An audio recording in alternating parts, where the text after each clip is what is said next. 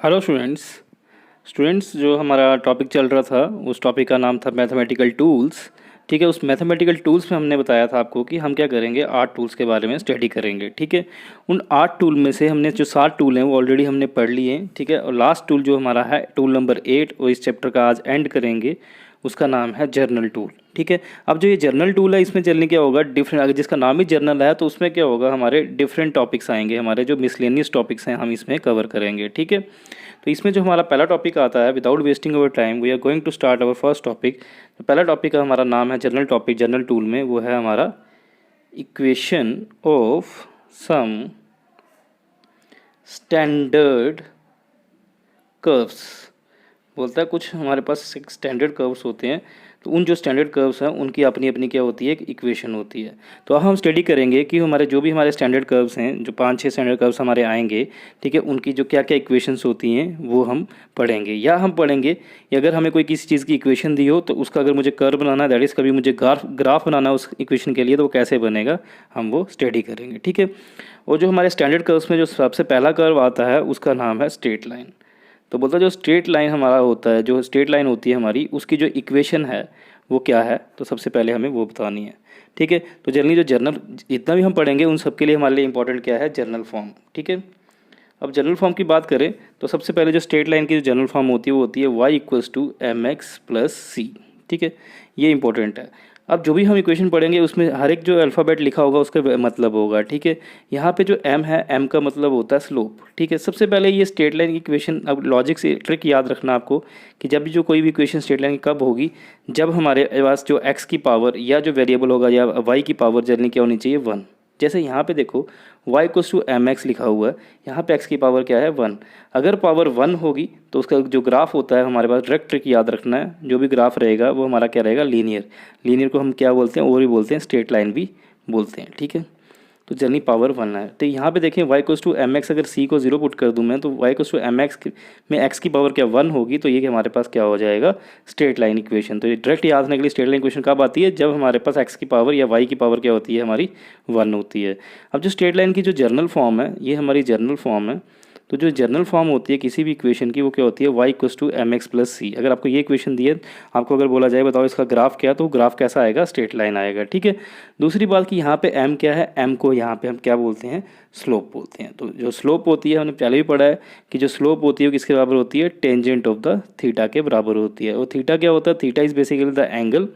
Suppose ये यहाँ पे ऐसे है, तो यहाँ पे जो थीटा क्या होता है, थीटा क्या होता है, this is theta. Theta is basically the angle which this line makes with the x axis in the anti clockwise direction. ठीक है, तो स्लोप किसके बराबर होती है, टेंजेंट ऑफ थीटा के बराबर होती है।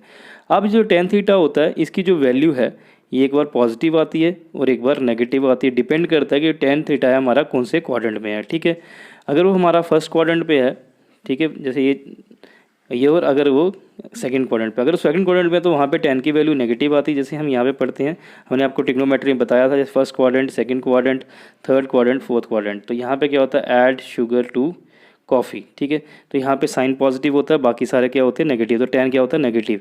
तो इट मीन्स कि जब टेन थीटा की वैल्यू नेगेटिव होगी तो इट मीन्स स्लोप क्या होगा, हमारा नेगेटिव हो जाएगा। तो नेगेटिव स्लोप कब होती है, जब हमारा जो टेन थीटा है इसकी जो वैल्यू है वो क्या होती है, ग्रेटर देन 90 होती है। ठीक है, क्लियर। तो ये इक्वेशन जो स्ट्रेट लाइन की है वो क्या आती है, mx + c। ये इक्वेशन है किसकी, स्ट्रेट लाइन की, जहाँ पे m क्या है, स्लोप है, और स्लोप टेन थीटा के बराबर होता है। और स्लोप हमारी क्या होती है, पॉजिटिव भी हो सकती है और नेगेटिव भी हो सकती है। वो किस पे डिपेंड करते हैं कि टेन थीटा कौन से क्वाड्रेंट पे है। ठीक है, अगर स्लोप हमारी पॉजिटिव है तो कब होती है, जब हमारा जो थीटा है इसकी वैल्यू क्या होती है, लेस देन 90 होती है। दैट इज़ क्या होता है, जब हमारा एंगल क्या होता है, एक्यूट। जब नेगेटिव, जो हमारी स्लोप नेगेटिव कब होती है, जब थीटा हमारा ग्रेटर देन 90 होता है। दैट इज़ क्या होता है, जब ऑब्ट्यूज। ऑब्ट्यूज मीन्स कि जब थीटा जो हमारा है वो सेकंड क्वाड्रेंट में, क्योंकि सेकंड क्वाड्रेंट में क्या होता है, देखो ये 90 होती है, 90 से ज़्यादा हो तो सेकंड क्वाड्रेंट में। ठीक है, क्लियर। तो ये आपका छोटा सा टॉपिक था आपका, ये आपका स्ट्रेट लाइन की जो स्लोप होती है उसके बारे में मैंने आपको जस्ट छोटा सा बताया था। ठीक है, अब जो नेक्स्ट हम देखते हैं, तो यहाँ पे जो सी वर्ड है, ये सी क्या होता है, तो सी को बेसिकली बोलते हैं इंटरसेप्ट। क्या बोलते हैं, इंटरसेप्ट ऑन वाई एक्सिस। तो वाई एक्सिस में जब हमारे ग्राफ जो लाइन काटती है तो उसको बोलते हैं हम इंटरसेप्ट। जैसे सपोज ये हमारे पास एक ग्राफ है, ठीक है, ये एक्स एक्सिस है, ये वाई एक्सिस है, ठीक है। तो यहाँ पे एक लाइन आई है ऐसे, ठीक है, इसने यहाँ पे इसको कट किया, वाई एक्सिस को इस जगह से कट किया, ठीक है। तो ये हमारा ओरिजिन है, यहाँ से लेके यहाँ तक कुछ डिस्टेंस होगा। वो जो अगर डिस्टेंस है ये ऊपर की तरफ हुआ तो ये पॉजिटिव होगा। तो सपोज करते हैं ये 0 है, ये 2 है, ये और मीटर में अगर तो ये क्या आएगा 2 मीटर। तो यहाँ पे 2 मीटर क्या आ जाएगा, दिस इज द इंटरसेप्ट। तो इंटरसेप्ट ऑन वाई एक्सिस पे जो हमारा ग्राफ काट रहा है ऑरिजिन से कितने डिस्टेंस पे है, वो जो डिस्टेंस है जो यहाँ से लेके यहाँ तक का डिस्टेंस है, इसे बोलते हैं इंटरसेप्ट, ठीक है। तो intercept on Y axis is basically the C, ठीक है। अब मैं बोलता हूँ कि अगर मैं बोलता हूँ कि जो सी है अगर वो 0 हो जाए, सी अगर 0 होने का मतलब क्या है कि जब ये जो ग्राफ है, सपोज मैं बोलता हूँ कि इक्वेशन है Y equals to M x plus c where c equals to 0, जहाँ पे सी 0 है। तो ये देखो y equals to M x है, तो ये हमें यहाँ से पता चल जाएगा, यहाँ पे एक्स की पावर 1 है तो स्ट्रेट लाइन ग्राफ होगा। अब इंटरसेप्ट क्या है 0। अगर इंटरसेप्ट 0 होता है इट मीन्स का मतलब क्या होता है कि जो भी हमारी लाइन होगी वो कहाँ से पास करेगी, वो ओरिजिन से पास करेगी, ठीक है। इंटरसेप्ट 0 है मीन्स वाई एक्सिस पे काटेगा नहीं, तो ये बेसिकली यहाँ से पास होगा। क्यों, तो ये इंटरसेप्ट अगर 0 है तो ये ग्राफ स्ट्रेट लाइन का ऐसे होगा, क्योंकि यहाँ पे इंटरसेप्ट क्या है 0, means intercept on Y axis क्या है 0। तो यहाँ से ओरिजिन से वाई एक्सिस का डिस्टेंस 0 है तो ये यहाँ से पास करेगा, ठीक है। अब अगर जो इंटरसेप्ट है हमारा वो अगर पॉजिटिव होता है, ठीक है, जैसे अगर इंटरसेप्ट आता है हमारा +2 आता है, 2 मीटर आता है ऐसे, तो इसका ग्राफ क्या होगा, देखो वाई इंटू वाई, ये सी क्या है हमारा, this is the intercept on Y axis. तो यहाँ पे जो ग्राफ है और अगर इक्वेशन दी हुई है Y equals to M x plus C ऐसे दिया हुआ इक्वेशन, तो यहाँ पे प्लस सी है, पॉजिटिव इंटरसेप्ट है, तो ये लाइन कुछ ऐसे होगी। क्यों, क्योंकि यहाँ पे हमें पता चल गया कि जो इंटरसेप्ट है वो हमारा क्या है, पॉजिटिव है, ठीक है। अगर हमारे पास यहाँ पे दिया हो, अभी इंटरसेप्ट की बात कर रहे हैं, स्लोप की बात नहीं कर रहे हैं, ठीक है। अगर आपको दिया हो कि इक्वेशन दी हो Y equals to M X minus C, तो यहाँ पे जो इंटरसेप्ट है वो क्या आ गया, नेगेटिव आ गया। तो इसका ग्राफ कैसे आएगा, आएगा स्ट्रेट लाइन ही, ठीक है। देखो बहुत इंपॉर्टेंट चीज़ बताने जा रहा हूँ मैं। तो वाई इक्वल्स टू अगर एम एक्स प्लस सी है तो मैंने आपको बता दिया ये इंटरसेप्ट ऐसे लाइन, ये ग्राफ ऐसे होगा, ये कहीं पे यहाँ पे काटेगा यहाँ पे, ठीक है, क्लियर। अब अगर बोल रहा हूँ आपको, अगर कोई इक्वेशन आ जाती है आपको वाई, जो Y equals to M x plus C है, तो ये स्ट्रेट लाइन इक्वेशन होगी, बट जो इंटरसेप्ट होगा वो क्या होगा, नेगेटिव होगा। नेगेटिव मीन्स जो हमारी लाइन है वो वाई एक्सिस को कहाँ पे काटेगी, नेगेटिव डायरेक्शन में। ये तो हो गई पॉजिटिव डायरेक्शन वाई एक्सिस की, ये हो गया नेगेटिव डायरेक्शन में, तो यहाँ पे ऐसे आ जाएगा। तो यहाँ पे जो ये डिस्टेंस आएगा ये ओरिजिन से नीचे है तो ये माइनस ही आ जाएगा। तो ये इसके अगर माइनस ही इंटरसेप्ट है तो उसका ग्राफ ऐसा आएगा, अगर प्लस सी है इंटरसेप्ट तो ये ग्राफ ऐसा आएगा। अगर हमारा वाई यहाँ पे सी 0 है तो ये इक्वेशन क्या है, खाली y equals to M x है, तो इसके लिए ग्राफ यहाँ ओरिजिन से पास करेगा, ठीक है, ये आ गया, ठीक है। नेक्स्ट अब मैं ऊपर डिपेंड करता हूँ, अब मतलब स्लोप के बारे में। अगर हमारे पास जो स्लोप आती है इक्वेशन की, अगर स्ट्रेट लाइन की बात करें यहाँ पे, अगर स्लोप हमारे पास क्या आती है, पॉजिटिव, क्या रहती है हमारे पास स्लोप, पहला केस है स्लोप पॉजिटिव है। स्लोप पॉजिटिव का मतलब एम क्या है हमारा, पॉजिटिव है। एम पॉजिटिव का मतलब क्या होता है कि जो टेन थीटा है हमारा वो क्या है, पॉजिटिव। और टेन थीटा पॉजिटिव कब होता है, जब थीटा हमारा लेस देन क्या होता है, 90 डिग्री होता है, ठीक है। तो इसके लिए अगर बोलते हैं Y equals to M x plus C है, ये इक्वेशन है, और यहाँ पे आपको बताया जा रहा है कि जो हमारा m है वो अगर पॉजिटिव है तो इसकी इक्वेशन बताओ। यहाँ पे क्या है, m भी पॉजिटिव अब दिया हुआ है, ठीक है, और जो c है ये भी पॉजिटिव दिया हुआ है, तो एक इक्वेशन क्या होगी ये मैं आपको बताने जा रहा हूँ, ठीक है, ये बहुत इंपॉर्टेंट है। m पॉजिटिव है तो m पॉजिटिव का मतलब क्या होता है, less than 90, theta less than 90 means acute angle होना चाहिए। तो ये प्लस सी है तो यहाँ पे ऐसे स्क्वायर आएगा, ये आ गया प्लस सी, ठीक है, और ये ग्राफ ऐसे आएगा, ठीक है। और अब यहाँ पे क्या स्लोप पॉजिटिव है, स्लोप पॉजिटिव कब होगी, जब थीटा हमारा क्या होगा, ये आ गया थीटा। थीटा क्या होता है, एंटी क्लॉकवाइज डायरेक्शन से जो लाइन एंगल बनाती है एक्सिस के साथ, ये कि लेस देन 90 होना चाहिए। देखो ये 90 है, तो लेस देन 90 है तो ये इसका हमारा ये ग्राफ आ जाएगा, ठीक है। और अगर हमारे पास क्या आता है, हमारे पास आता है वाई इक्वल्स टू, ठीक है, बहुत ध्यान से देखना, ये इक्वेशन बहुत क्रिटिकल है, मैं आपको बताने जा रहा हूँ, ठीक है। अगर आपके पास आता है Y equals to M x plus C, ठीक है, एक बार मैं इसको प्लस सी लेता हूँ फिलहाल अभी, ठीक है, फॉर द टाइमिंग अभी लिखता हूँ इसको प्लस सी लिखता हूँ, ठीक है। यहाँ पे इंटरसेप्ट क्या आया, पॉजिटिव आया, ठीक है। और यहाँ पे दिया जाता है कि जो यहाँ पे जो स्लोप है ये ऐसे दिया Y equals to minus M x plus C, यहाँ पे स्लोप क्या आपको स्लोप दिए नेगेटिव, तो स्लोप हमारे पास क्या आ गई नेगेटिव। स्लोप नेगेटिव कब होती है, जब हमारा टेन थीटा नेगेटिव होगा, और टेन थीटा नेगेटिव कब होता है, जब थीटा हमारा ग्रेटर देन क्या होता है 90, दैट इज ऑब्ट्यूज होता है, ठीक है। तो इंटरसेप्ट हमारा पॉजिटिव है तो इसका ग्राफ हमें बनाना, कैसे बनाएंगे, देखो इंटरसेप्ट पॉजिटिव है, बहुत इंपॉर्टेंट बात है। तो इंटरसेप्ट पॉजिटिव है लेकिन आपको क्या करना है, स्लोप नेगेटिव है। Slope negative means negative slope का मीन्स डिक्रीजिंग ऑर्डर, ऊपर से नीचे आ रही है ऐसे करके। तो ये वाई एक्सिस को काट रही है, लाइन हमारी वाई एक्सिस को काट रही है, ये इंटरसेप्ट क्या आ गया, आपका पॉजिटिव आ गया। अब ये यहाँ पे जा रही है, तो ये जो एंगल बनेगा, ये एंगल हमारा क्या है, ये 90 ऐसे बनता है, ये ऑब्ट्यूज़ हो गया। तो ये जो हमारी इक्वेशन है, अगर यहाँ हमारी स्लोप नेगेटिव है, नेगेटिव स्लोप के लिए ये इक्वेशन आती है, और अगर हमारा इंटरसेप्ट पॉजिटिव है तो ये आएगा। ठीक है, तो ये इक्वेशन भी मैंने आपको बता दी। ठीक है, ये चीज़ें जो है ये मैथ्स में ज़्यादा इंपॉर्टेंट हैं, बट मैं आपको फिर भी यहाँ पे बताने की कोशिश कर रहा हूँ जितना मेरे से हो रहा है। ठीक है, तो मैंने ये बता दिया आपको कि अगर स्लोप नेगेटिव होगी तो ये ग्राफ कैसे आएगा, ऊपर से नीचे की तरफ आएगा, अगर स्लोप पॉजिटिव होगी तो यहाँ से ऐसे आएगा। ठीक है, क्लियर। ये मैंने आपको छोटी सी एग्जांपल दी किसकी, स्ट्रेट लाइन इक्वेशन की। ठीक है, अब एक स्पेशल केस आता है स्ट्रेट लाइन इक्वेशन का। ठीक है, देखो स्पेशल केस, तो स्पेशल केस क्या है कि जो इक्वेशन ऑफ स्ट्रेट लाइन है उसको एक और तरीके से भी हम पढ़ सकते हैं इक्वेशन ऑफ स्ट्रेट लाइन की। अगर आपको ऐसे दिया हुआ है x/a plus y/b equals to 1, आपको अगर दिया हुआ है, तो यहाँ पे आप ध्यान से देखें, यहाँ पे x की पावर भी 1 है और y की पावर भी 1 है, और x के नीचे कुछ एक कांस्टेंट, और a और b यहाँ पे क्या दिए हुए हैं, यहाँ पे हमारे पास कांस्टेंट है। अगर ये ऐसे दिया हुआ है तो ये पावर 1 है, तो ये समझ जाना कि जो इसकी इक्वेशन की जो हमारे पास ग्राफ बनेगा, ठीक है, वो कैसा बनेगा, स्ट्रेट लाइन बनेगा। ठीक है, तो इसका ग्राफ कैसा बनता है ये इंपॉर्टेंट है, आपको याद रखना है। अगर हमारे पास ऐसा ग्राफ है, ठीक है, कैसा, बहुत ध्यान से देखना है। ठीक है, जो हमारा ग्राफ है अगर ऐसा होता है, ठीक है, तो अगर ऐसा ग्राफ है, देखो है तो स्ट्रेट लाइन का एक ग्राफ है, ये एक्स एक्सिस आ गई, ये वाई एक्सिस आ गई, तो यहाँ पे क्या हो रहा है, यहाँ पे हमारी स्लोप तो डिक्रीज़ कर रही है। ठीक है, बट यहाँ पे जो एक्स एक्सिस पे जो ये बेसिकली हमारी एक्सिस है, यहाँ पे कुछ डिस्टेंस आ रहा है, और ऑरिजिन से यहाँ से वाई एक्सिस से भी कोई डिस्टेंस आ रहा है। तो जो ये इक्वेशन होती है x/a प्लस y/b, इस इक्वेशन के लिए जो हमारा ग्राफ होता है वो ऐसे होता है, ये आपको याद रखना है।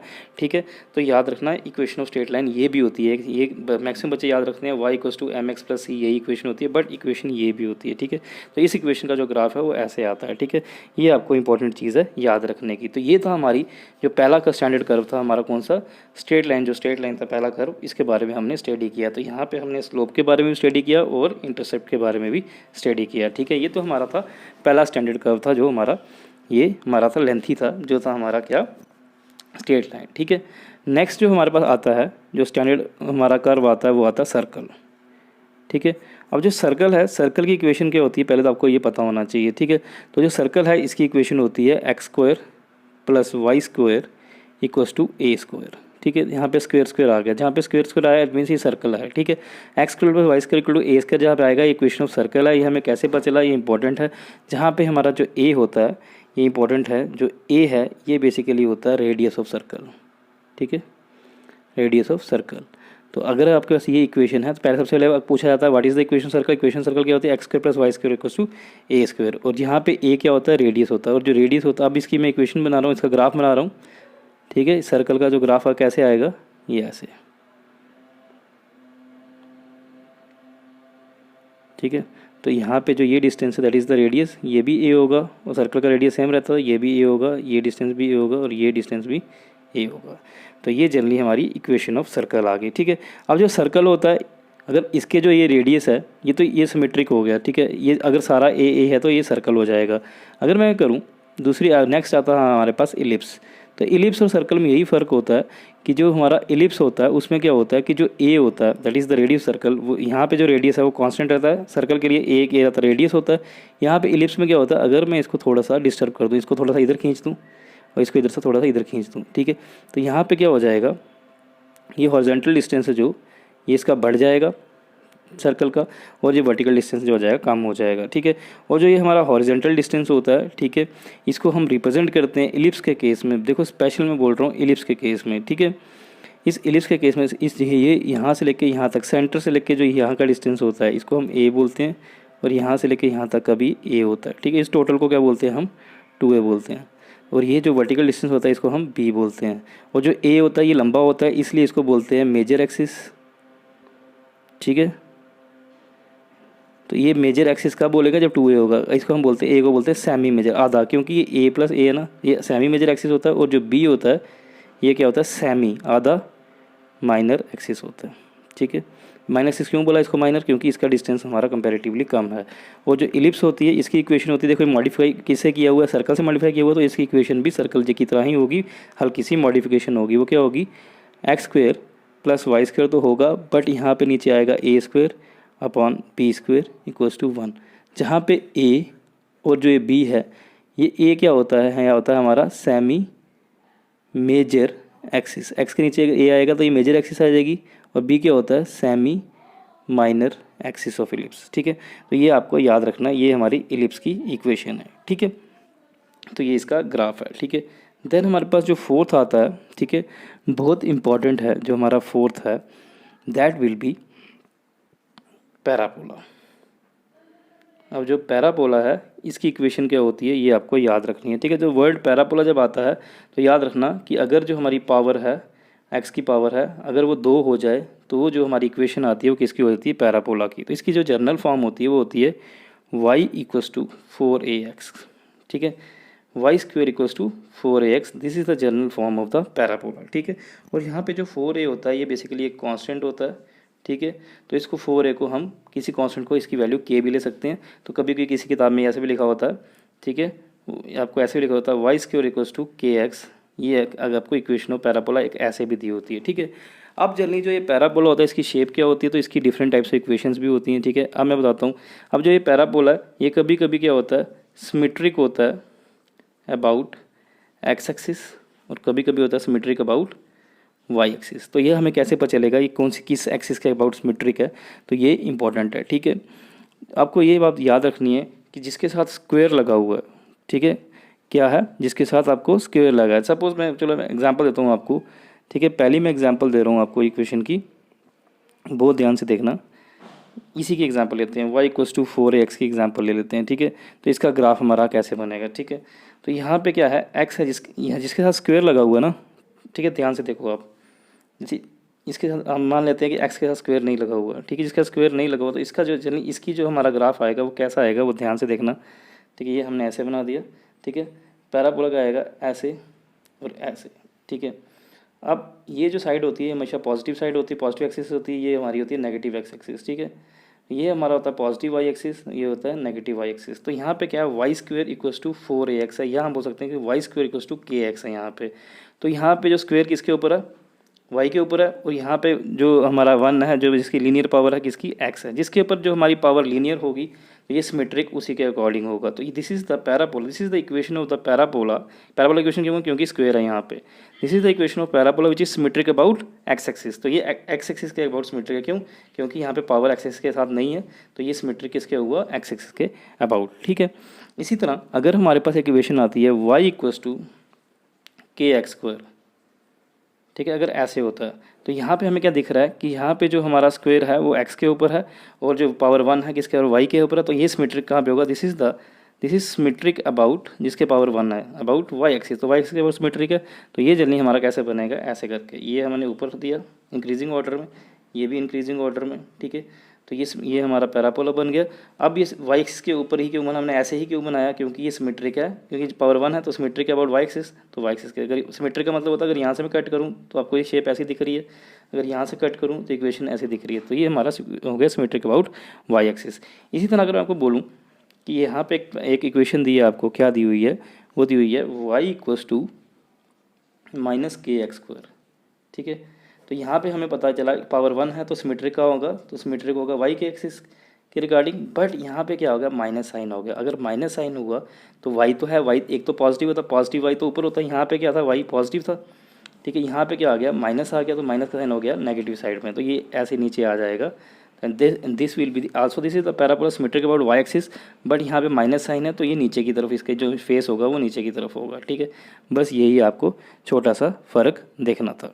ठीक है, अगर मैं बोलूँ यहाँ पे इक्वेशन ऐसे बोलूँ, अगर मैं बोलूँ ये है हमारा x = -ky², this is the parabola. ये सिमेट्रिक किसके होगा, जिसकी पावर 1 होगी, तो x की पावर 1 है तो ये सिमेट्रिक क्या हो जाएगा, this is the parabola which is symmetric about x axis. But यहाँ पे x क्या है, नेगेटिव है, तो यहाँ पे नेगेटिव साइड में, तो ये ऐसे बन जाएगा। ठीक है, अगर यहाँ पे पॉजिटिव होता तो ये सिमेट्रिक अबाउट x एक्सिस ऐसे बनता, लेकिन यहाँ पे क्या है, नेगेटिव है, तो इसका ग्राफ जो इसका ग्राफ है वो कैसा बनेगा, that will be the symmetric about x axis है हमारा। ठीक है, तो ये x एक्सिस का सिमेट्रिक होगा, लेकिन यहाँ पे माइनस साइन है तो ये यहाँ पे माइनस x एक्सिस यहाँ पे माइनस होता है, तो इस शेप में इस साइड इसकी शेप बनेगी। This is the equation of parabola. ये हमारी क्या थी, इक्वेशन थी पैराबोला की। ठीक है, ये हमारे स्टैंडर्ड कर्व्स कुछ हो गए हैं। ठीक है, तो 2 कर्व्स में कुछ एक्स्ट्रा बता रहा हूँ आपको। ठीक है, 5वां कर्व जो आ रहा है ये हम ये बोल रहे हैं हम इसको रेक्टेंगुलर हाइपरबोला, अगर एक रेक्टेंगुलर हाइपरबोला है, हाइपरबोला, ठीक है, ये थोड़ा हाई लेवल है। जो रेक्टेंगुलर हाइपरबोला इसकी जो इक्वेशन है वो क्या होती है, तो आपको याद है रेक्टेंगुलर हाइपरबोला की इक्वेशन होती है x into y is equals to constant, कि जो एक्स वाई का जो प्रोडक्ट होता है, दो वेरिएबल का प्रोडक्ट, वो कांस्टेंट के बराबर है। ये इक्वेशन किसकी होती है, रेक्टेंगुलर हाइपरबोला की, ठीक है। इस इक्वेशन को हम ऐसे भी लिख सकते हैं कि जो y है वो किसके बराबर हो जाएगा, ये x मल्टीप्लाई हो रहा है, नीचे चला जाएगा तो यहाँ पे आ जाएगा, कांस्टेंट मान लेते हैं 1 है, तो 1 अपॉन x हो जाएगा। तो ये बेसिकली क्या हो जाएगा, इन्वर्सली प्रोपोर्शन का ग्राफ हो जाएगा। अगर x बढ़ेगा तो y घटेगा। तो ये इसका जो रेक्टेंगुलर हाइपरबोला का जो ग्राफ होता है वो क्या होता है, इन्वर्सली प्रोपोर्शन ग्राफ है। तो इन्वर्सली प्रोपोर्शन ग्राफ कैसे आता है, ऐसे करके नीचे की तरफ। तो दिस विल बी द, ये हमारे पास क्या हो गया, ये हमारे पास आ गया आपका किसका, रेक्टेंगुलर हाइपरबोला का जो ग्राफ है वो ऐसे होता है। तो इस ग्राफ का ये मतलब भी होता है कि जो x है वो इन्वर्सली प्रोपोर्शनल टू y है, या हम बोलते हैं y है जो इन्वर्सली प्रोपोर्शनल टू x है। ये रेक्टेंगुलर हाइपरबोला का ग्राफ आ गया। तो इसकी इक्वेशन क्या होती है, x y equals to constant, ठीक है। लास्ट हमारे पास आता है, ये आता है एक्सपोनेंशियल का ग्राफ, ठीक है, एक्सपोनेंशियल डीके का ग्राफ। तो एक्सपोनेंशियल डीके का जो ग्राफ होता है, अगर वर्ड एक्सपोनेंशियल यूज़ हुआ तो ई तो आएगा ही आएगा, ठीक है। अगर डीके है, डीके मीन्स क्या हो रहा है, डिक्रीज़ हो रहा है, डिक्रीज़ होने का मीन्स नेगेटिव आएगा। तो ई की पावर में क्या आएगा, एक्सपोनेंशियल में क्या आएगा, ई की पावर के साथ नेगेटिव साइन आएगा। तो जो एक्सपोनेंशियल डीके इसकी इक्वेशन क्या होती है, वाई इक्वल्स टू ई की पावर माइनस के एक्स, जहाँ पे के क्या होता है, कांस्टेंट, ठीक है। तो इस चीज़ को हम कैसे लिख सकते हैं, अगर के कांस्टेंट, इसको हम ऐसे लिख सकते हैं वाई अपॉन ई की पावर के एक्स लिख सकते हैं, ठीक है। यहाँ से हमें ये भी चल रहा है कि ये क्या हो जाएगा, वाई इज इक्वल टू ई की पावर एक्स। तो यहाँ पे भी क्या हो, इन्वर्सली प्रोपोर्शनल का ग्राफ आएगा। तो एक्सपोनेंशियल का ग्राफ भी बेसिकली क्या होता है, ऑलमोस्ट इन्वर्सली प्रोपोर्शनल का होता है। बट यहाँ पे फ़र्क ये होता है कि जब हमारा एक्सपोनेंशियल जो डिक्रीज़ होता है वो फास्ट डिक्रीज़ होता है एज़ कम्पेयर टू द जो हमारा रेक्टेंगुलर हाइपरबोला का ग्राफ होता है। तो अगर ये फास्ट हो रहा है तो ये जल्दी बिल्कुल इसको टच करते हुए यहाँ से बिल्कुल पास पास से लाना है, ये ऐसे हो जाएगा।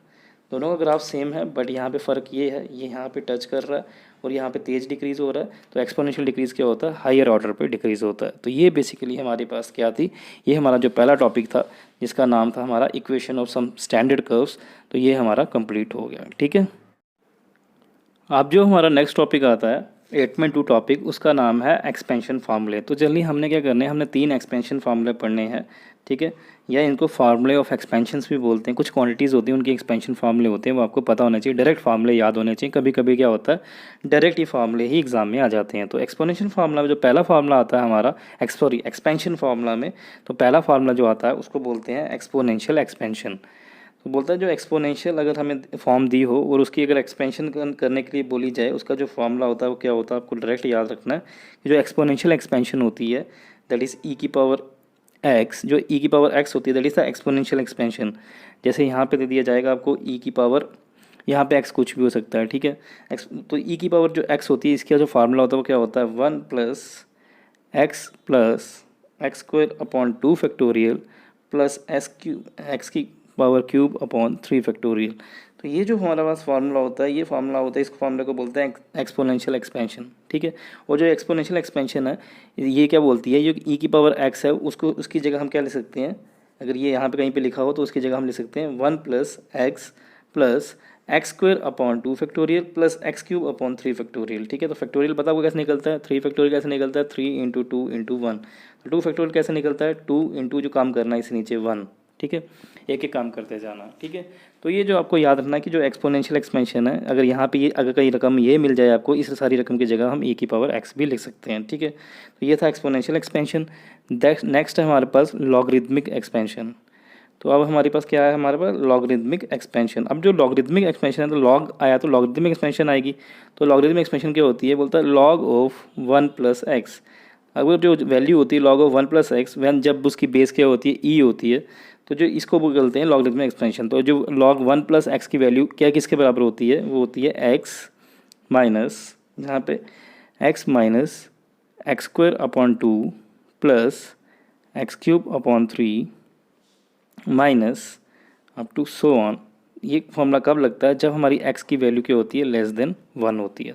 तो ये लॉगरिदमिक एक्सपेंशन का फार्मूला क्या होता है, इट मीन्स कि अगर आपको ऐसे कहीं पे लिखा हो, मैथ्स में कहीं पे, फिजिक्स में दिखे कहीं यहाँ पे ऐसा लिखा हुआ है x है, उसमें से हम सब्ट्रैक्ट कर रहे हैं, जो x की पावर है वो डिवाइड में 2 लिख रहे हैं, उसके आगे आगे प्लस आ रहा है, जो एक्स की पावर इंक्रीज़ हो रही है डिवाइडेड बाई जितनी पावर होती है उतना ही नीचे आ रहा है। यहाँ पे 2 पावर है, नीचे 2 आया, यहाँ पे 3 पावर है, नीचे 2 आया। यहाँ पे क्या हो रहा है, अल्टरनेट साइन आ रहे हैं, यहाँ पे नेगेटिव आ रहा है, फिर पॉजिटिव आ रहा है, फिर आगे नेगेटिव आ रहा है, फिर आगे पॉजिटिव आएगा। अगर ऐसा हो तो जनरली आपको याद रखना ये क्या हुआ, लॉगरिथमिक एक्सपेंशन है। तो ये लॉगरिथमिक एक्सपेंशन का फॉर्मूला कब वैलिड है, जब हमारे x की वैल्यू लेस देन 1 है। मीन्स यहाँ पे जब x का है ये हमारा 1 से छोटा होगा तो तब ये जनरली फार्मूला होगा लॉगरिथमिक एक्सपेंशन का। ठीक है, दो फार्मूले हो गए, एक एक्सपोनेंशियल एक्सपेंशन हो गया, एक हो गया लॉगरिथमिक एक्सपेंशन। ठीक है, जो थर्ड आता है तीसरा फार्मूला आता है वो है ट्रिग्नोमेट्रिक एक्सपेंशन। ठीक है, ट्रिग्नोमेट्रिक एक्सपेंशन। तो ट्रिग्नोमेट्रिक जब वर्ड आएगा तो यहाँ पे क्या आ जाएगा, साइन थीटा कॉस थीटा आ जाएगा। ठीक है, तो ट्रिग्नोमेट्रिक एक्सपेंशन में चलिए हम जो पहला फार्मूला पढ़ेंगे वो हम पढ़ेंगे साइन थीटा का। ठीक है, तो जनरली जो साइन थीटा है इसकी एक्सपेंशन करनी हो और जो हमारा कॉस थीटा है इसकी जो एक्सपेंशन है, ये ट्रिग्नोमेट्रिक एक्सपेंशन क्या होती है ये आपको याद रखना है। साइन थीटा की बार क्या होता है, जो साइन थीटा की वैल्यू होती है वो किसके बराबर होती है, थीटा माइनस थीटा क्यूब, जो भी पावर होगी उसका फैक्टोरियल, 3 फैक्टोरियल। ठीक है, फिर आप क्या कर देंगे, हम अल्टरनेट साइन, यहाँ पे अल्टरनेट साइन, ये माइनस है, यहाँ पे आएगा प्लस, बट यहाँ पे पावर 2 से बढ़ा देनी है। अगर ये 3 है यहाँ पे तो थीटा की पावर 5 अपॉन जो भी ऊपर हमारे पास पावर होगी उसका फैक्टोरियल नीचे कर देंगे। ठीक है, अप टू सो वन। इसी तरह ये अल्टरनेट सिंबल जो आगे चलते जाएंगे। ऑन द सेम वे जो हमारा कॉस थीटा होगा वो बेसिकली किसके कॉस में क्या होगा, जैसे यहाँ पे थीटा था यहाँ पे क्या आ जाएगा, 1 आ जाएगा, 1 यहाँ पे 1 आ जाएगा, तो यहाँ लिखेंगे 1, यहाँ पे भी माइनस था यहाँ पे माइनस आएगा, 1 माइनस यहाँ पे लिखेंगे हम थीटा स्क्वायर अपॉन जो पावर है उसका ही फैक्टोरियल आएगा नीचे। ठीक है, यहाँ पे वापस अल्टरनेट सिंबल है, अगर यहाँ माइनस आया पहले तो यहाँ पे प्लस आ जाएगा। यहाँ पे जो थीटा है इसकी वैल्यू को भी हम क्या करेंगे, 2 से इंक्रीज, जैसे 2 से इंक्रीज़ किया 3 से 5 हुआ था, यहाँ से 2 से 4 हो जाएगा और ऊपर क्या आ जाएगा, नीचे क्या आ जाएगा, 4 फैक्टोरियल आ जाएगा और इसी तरह ये आगे बढ़ता जाएगा। ठीक है, क्लियर है हमारा, तो ये चीज़ें आपको क्लियर हैं। तो यहाँ पे आपको याद रखना अल्टरनेट सिंबल चलेंगे, यहाँ माइनस है ये प्लस है तो यहाँ पे क्या आएगा, प्लस नहीं आएगा, यहाँ पे माइनस आएगा। सिमिलरली यहाँ पे प्लस है तो यहाँ पे क्या आएगा, माइनस आएगा।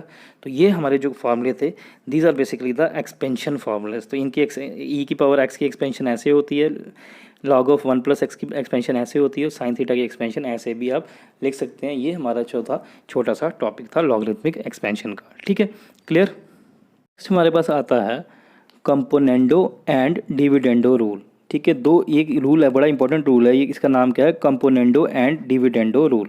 ठीक है, ये रूल क्या बोलता है, ये बोलता है ये कब अप्लाई होता है, सबसे पहले ये अप्लाई कब होता है, ये अप्लाई तब होता है जब हमें क्या दियो, रेशो दियो किसी की। तो जनरली क्या दिया हमें, जब रेशो दियो किसकी, जैसे 2 वेरिएबल्स हमारा x है एक है y है, तो जब हमारा ऐसे दिया हो कि x और y जो एक रेशो है, ये रेशो किसके बराबर है, सपोज मान लेते हैं p/q के।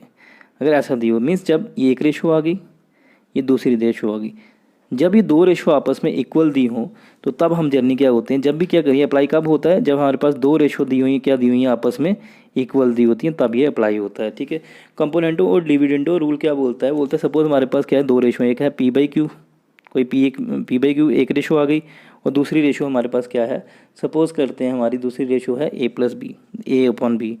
बोलता अगर हमारे पास क्या है, ये 2 अगर रेशो आपस में क्या है इक्वल हैं, ठीक है, देन वो क्या बोलता है कि जो भी दोनों कंपोनेंट डिविडेंड वो बोलता है कि अगर हमारे पास 2 रेशो आपस में इक्वल आती हैं, ठीक है, देन दो जनरली जो ये हम इन दोनों का जो सम होता है, जो ये जो रेशो है p और q, एक रेशो है ना, इसका न्यूमिनेटर और डिनोमिनेटर का जो सम और न्यूमिनेटर और जो डिनोमिनेटर है इनका डिफरेंस, ठीक है, इनकी रेशो, ठीक है, और जो आगे वाली रेशो होती है सेकंड नंबर वाली रेशो होती है, इन दोनों की जो न्यूमिनेटर डिनोमिनेटर का जो सम और जो इनका जो डिफरेंस है ये आपस में क्या होता है, बराबर होता है। ये बोलता है कंपोनेंटो और डिविडेंडो रूल। तो कंपोनेंटो और डिविडेंडो रूल क्या बोलता है, जो एक रेशो है उसका न्यूमिनेटर डिनोमिनेटर का सम और डिफरेंस, और जो दूसरी हमारी रेशो जो आपस में बराबर है उस रेशो का जो न्यूमिनेटर और जो डिनोमिनेटर का सम और जो डिफरेंस है उन दोनों की रेशो भी आपस में बराबर होती है। ठीक है, ये बोलता है कंपोनेंटो और डिविडेंडो रूल। ठीक है, नेक्स्ट हमारे पास जो टॉपिक आता है 8.4, उस टॉपिक को बोलते हैं हम arithmetic progression, that is the AP। ठीक है, तो ये आपका जो है ये बेसिकली मैं इसको आइडिया ही दूंगा, इसका क्वेश्चन प्रैक्टिस नहीं कराऊंगा आपको, ये आपको मैथमेटिक्स में इस्तेमाल होगा, बट फिर भी मैं आपको हल्का सा आइडिया देता हूँ। अर्थमेटिक तो 2 चीज़ें हमने पढ़नी यहाँ पे, AP और GP, एक अर्थमेटिक प्रोग्रेशन और एक ज्योमेट्रिक प्रोग्रेशन। ठीक है, और जो अर्थमेटिक जो हमें यहाँ पे याद करना है, इसकी जर्नल फॉर्म को याद रखना है कि जो हमारी अर्थमेटिक प्रोग्रेशन है इसकी जो जनरल फॉर्म होती है वो क्या होती है। तो आपको याद रखना है कि जो अर्थमेटिक प्रोग्रेशन, कोई भी प्रोग्रेशन है, कोई भी सीक्वेंस है, वो अर्थमेटिक कब होगी, जब वो इसकी जनरल फॉर्म क्या है, यह A plus D, A plus twice of D, इसी तरह A plus thrice of D up to so on. तो ये जनरल फॉर्म है यहाँ पे अर्थमेटिक प्रोग्रेशन। तो यहाँ पे जनरली जो ए होता है ये क्या होता है आपका फर्स्ट टर्म होता है, ठीक है। और जो डी होता है ये आपका बेसिकली इंपॉर्टेंट है, ठीक है, ये होता है आपका कॉमन डिफरेंस। तो जो कॉमन डिफरेंस जो बेसिकली इसको डी बोलते हैं, ये बेसिकली अगर ये इसको हम बोलते हैं फर्स्ट टर्म बोलते हैं, अगर ये क्या आ जाएगा सेकंड टर्म हो जाएगी। तो ये कॉमन डिफरेंस क्या होता है, ये अगर डिफरेंस है तो ये होता है आपका second term minus first term, ठीक है। सेकंड टर्म से पहले टर्म निकालो तो हमारे पास क्या होता है डी की वैल्यू निकल जाती है, ठीक है। तो ए क्या होता है फर्स्ट टर्म होती है और डी क्या होता है हमारा कॉमन डिफरेंस होता है। और जो कॉमन डिफरेंस कैसे निकलता है second term minus first term, ठीक है। ये इंपॉर्टेंट है, ठीक है। इस चीज़ को समझने के लिए मैं आपको छोटी सी एग्जाम्पल देता हूँ, ठीक है। आपने घबराना नहीं है, एग्जाम्पल मैं ऐसे आपने रैंडमली दे रहा हूँ। मैं एग्जाम्पल दे रहा हूँ कि हमारे पास एक हमारे पास क्या है, एक सीक्वेंस दी हुई है जो किस फॉर्म में है, ठीक है। वो आपको बता रहा हूँ, ये हमारी फॉर्म है 1 3 5 7। तो अब आपको अप टू सो ऑन, जैसे 9 अप टू सो ऑन, अब ये बताना है एपी है या नहीं है। अगर कोई भी ये सीक्वेंस एपी कब होगी, जब इसकी जो इसकी जो फॉर्म है ये किसकी इसकी तरह मैच करेगी, ठीक है। यहाँ पे फर्स्ट टर्म क्या आ गई, पहली टर्म क्या आ गई, यहाँ पे ए क्या हो गया फर्स्ट टर्म क्या आ गया 1, ठीक है। और अब यहाँ पे निकालेंगे डी। तो डी क्या होता है हमारा, डी होता है कॉमन डिफरेंस। तो कॉमन डिफरेंस क्या होता है हमारा, सेकेंड टर्म में से फर्स्ट टर्म को माइनस करेंगे। सेकेंड टर्म यहाँ पे क्या आ रहा है 3, फर्स्ट टर्म क्या है 1, 3 माइनस 1 क्या आ गया, यहाँ पे आ गया 2। तो यहाँ पे जो कॉमन डिफरेंस डी आ गया ये क्या आ गया 2। अब ये एपी या जीपी है या नहीं है, ये हम कब ये अब कैसे चेक करेंगे, ये जनरल फॉर्म में लाई कर रही है या नहीं कर रही। तो ये जो ए है इसको हम लिख सकते हैं, ऐसे लिख सकते हैं, ये बेसिकली 1 हो गया। तो ये जो 3 है इसको हम कैसे लिख सकते हैं, इसको हम लिखेंगे first term plus common difference. तो फर्स्ट टर्म क्या हमारे पास 1 है, कॉमन डिफरेंस क्या आया हमारे पास 2 आया, ठीक है। तो हमने लिख दिया, तो ये क्या बन गया, देखो ये वाली फॉर्म बन गई। अब ये बेसिकली क्या बनना चाहिए 3 बनना चाहिए, 3 बन गया। तो हमें यहाँ से पता चल गया ये बेसिकली क्या है हमारा एपी है। चलो अब दूसरी टर्म देते हैं। अब नेक्स्ट टर्म क्या होनी चाहिए, ए प्लस 2 डी बननी चाहिए। तो ए क्या है 1 है, प्लस लिख दिया 2 इंटू डी, डी क्या हमारा 2 निकला। तो ये क्या आएगा 2 इंटू 2 4 प्लस 1 5, ये 5 बना। तो यहाँ पे तीसरी टर्म 5 आ रही है। तो यहाँ से हमें क्लियर हो गया कि जो ये 1 3 5 है ये बेसिकली क्या है ए है, और ये दूसरी टर्म क्या है हमारी, ये है ए प्लस डी है, और जो 5 है ये क्या है ए प्लस ट्वाइस डी। तो यहाँ से हमें पता चल गया ये क्या है आपका एपी है। तो एपी में आपको याद रखना है कि जो डी होता है वो क्या होता है कॉमन डिफरेंस होता है, उसकी जनरल फॉर्म हमारे पास ये बननी चाहिए। ये बेसिकली आपका हा एपी, ठीक है। फिर इसके बाद बहुत सारे फार्मूलेस आते हैं, जैसे इसमें यहाँ पे फार्मूला आता है आपका सम ऑफ एन टर्म्स, या nth टर्म का फार्मूला क्या होता है एपी में, nth टर्म का फार्मूला क्या होता है, ठीक है। सम ऑफ एन टर्म्स क्या होती हैं, ये बेसिकली आप क्या करेंगे मैथ्स में पढ़ेंगे, ठीक है। और जो जीपी है ये भी आप क्या करेंगे बेसिकली मैथ्स में पढ़ेंगे। फिजिक्स में हमारा बहुत रेयरली यूज़ होता है, ठीक है। तो एपी में क्या आता है डी आता है, कॉमन डिफरेंस आता है, ठीक है। और जो जीपी होता है इसमें बेसिकली क्या होता है स्मॉल आर आता है, ठीक है। तो ये भी स्मॉल आर को बोलते हैं कॉमन रेशो। और जो कॉमन रेशो होती है वो क्या होती है आपका, वो होती है सेकेंड टर्म रेशो है तो डिवाइड बाई फर्स्ट टर्म, ठीक ये होती है, ठीक है। तो ये आपका जीपी में होता है, जीपी की जनरल फॉर्म भी आप पढ़ लेंगे, बट यहाँ पे फिजिक्स में आपको इतना इस्तेमाल नहीं करना, इसलिए मैं यहाँ पे एक्सप्लेन नहीं कर रहा। तो ये जो हमारा आज का टॉपिक था ये हमारा यहाँ पे ख़त्म करते हैं। तो आज के टॉपिक में जनरली हमने क्या किया, हमने जो हमारा जर्नल टूल है 8 नंबर वाला जो टूल है मैथमेटिकल टूल उसको स्टडी किया। उसमें जो इंपॉर्टेंट था वो हमारा था ग्राफ्स एंड उनकी इक्वेशंस, वो हमारे लिए इंपॉर्टेंट था, सबसे इंपॉर्टेंट टॉपिक था, ये आपको ध्यान से देखना है, ठीक है। Thanks for watching our video.